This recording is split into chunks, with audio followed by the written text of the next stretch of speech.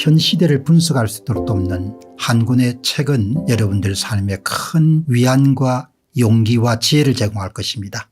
참 요즘에 경제가 참 보통 문제가 아니네요.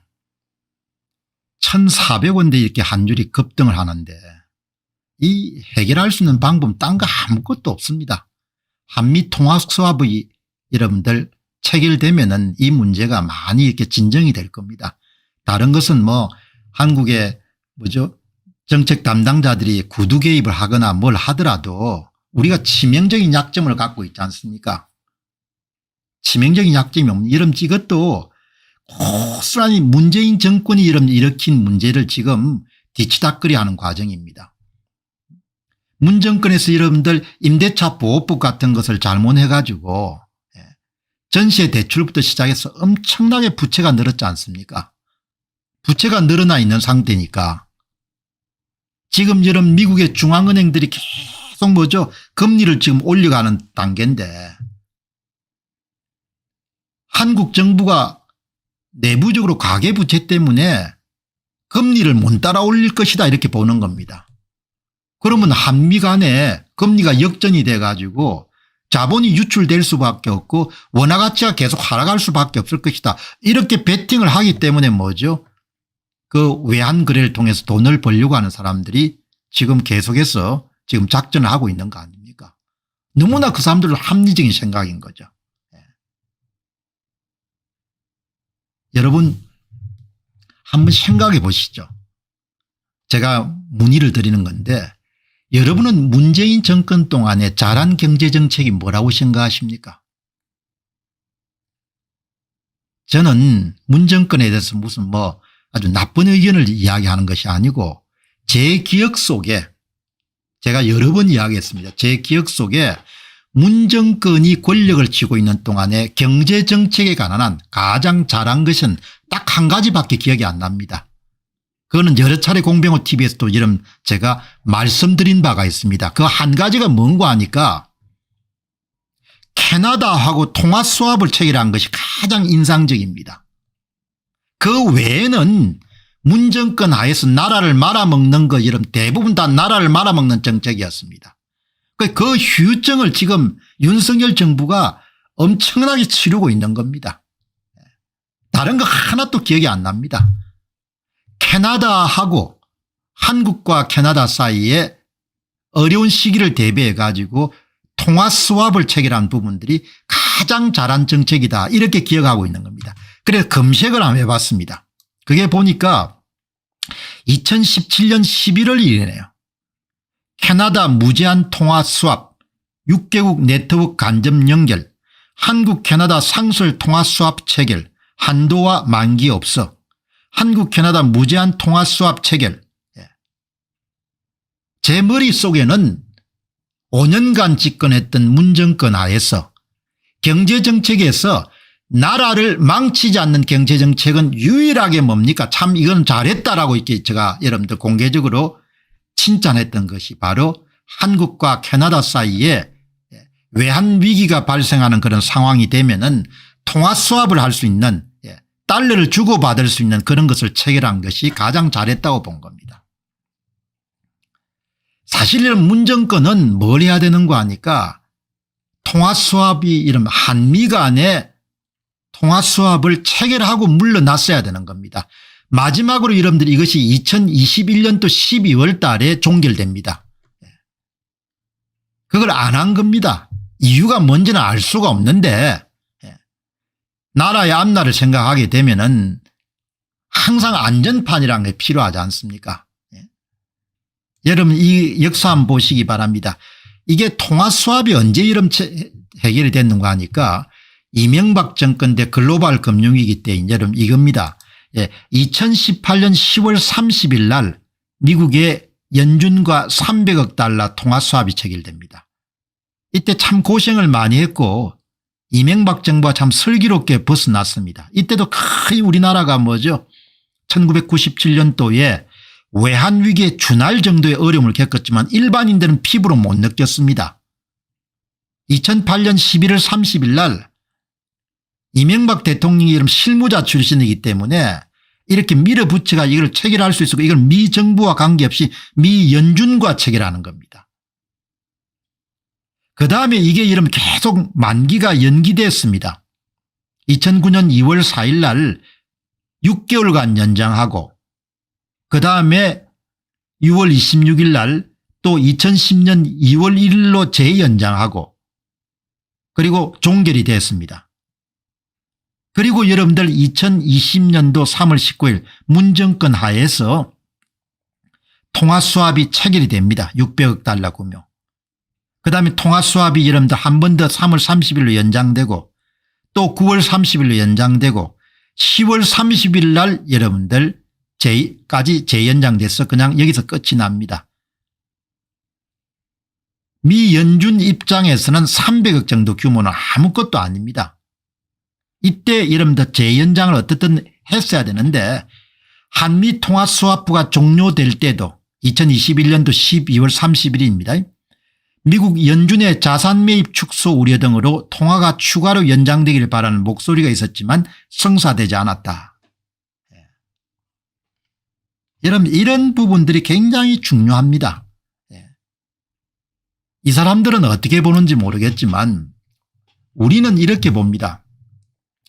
저는 개인적 체험도 여러분들 있고 하기 때문에 좀 더 그럴 수 있다 이렇게 보지만 항상 여러분 대비를 해야 되지 않습니까?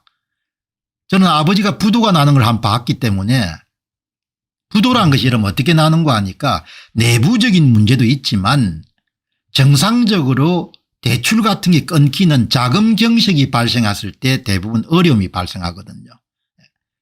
우리 집 같은 경우는 제가 학교를 다닐 때 그러니까 박정희 대통령 시해 사건이 발생하고 나서 급격하게 뭡니까 시중에 자금이 말랐습니다. 그때 뭐죠? 자금 융통이 안 되니까 그냥 흑자 부도가 나버린 겁니다.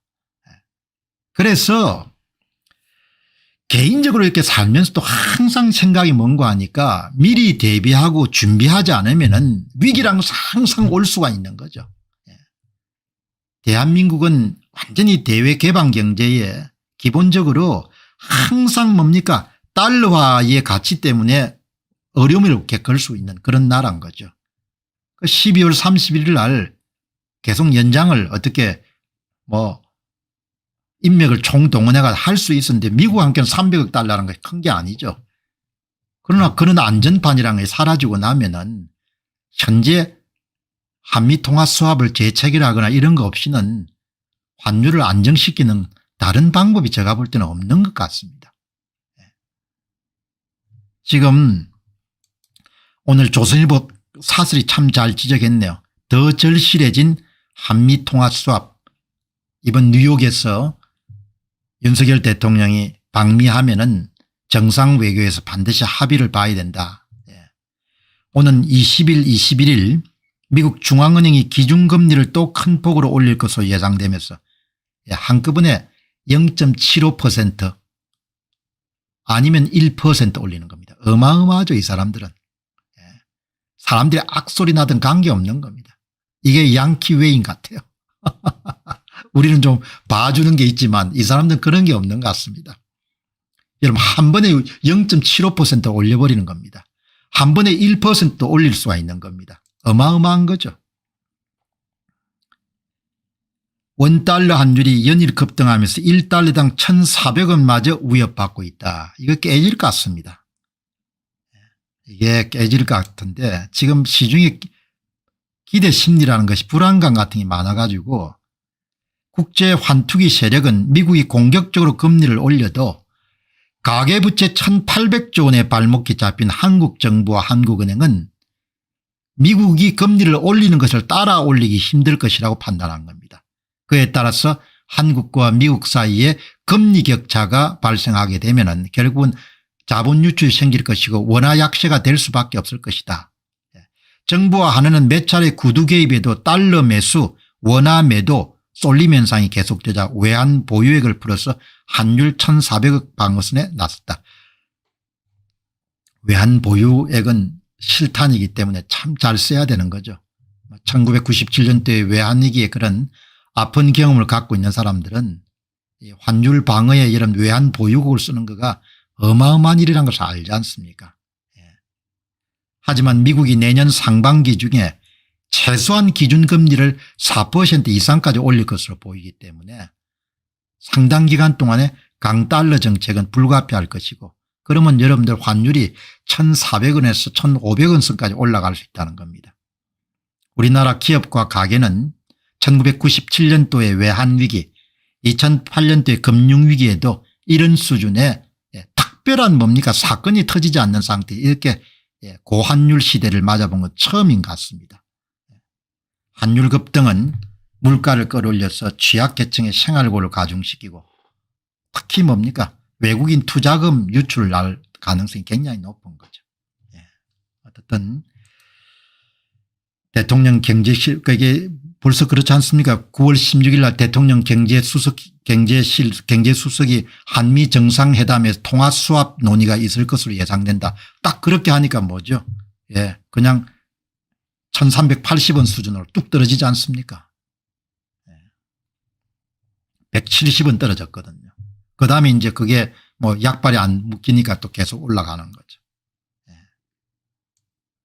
참 여러분, 다른 거는 몰라도 한국이란 나라는 숙명적으로 부지런히 저축하고 부지런히 대비하고 빚 내지 않고 지출을 여러분들 알뜰하게 하고 경상수지 방어하고 무역수지 방어하고 재정적자 일으키지 않고, 그렇게 안 하면은 항상 여러분들 위기가 닥칠 수 있는 그런 경제인 거죠.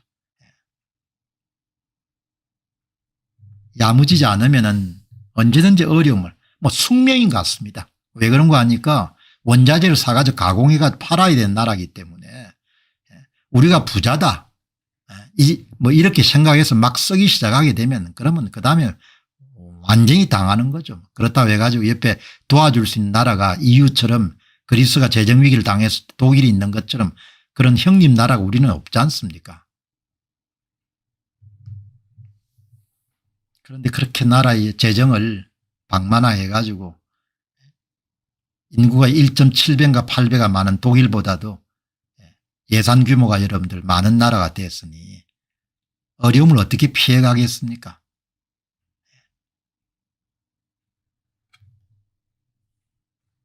어떻게 이런 나라를 움직이는 그런 위정자들이 그렇게 그간지 사람들이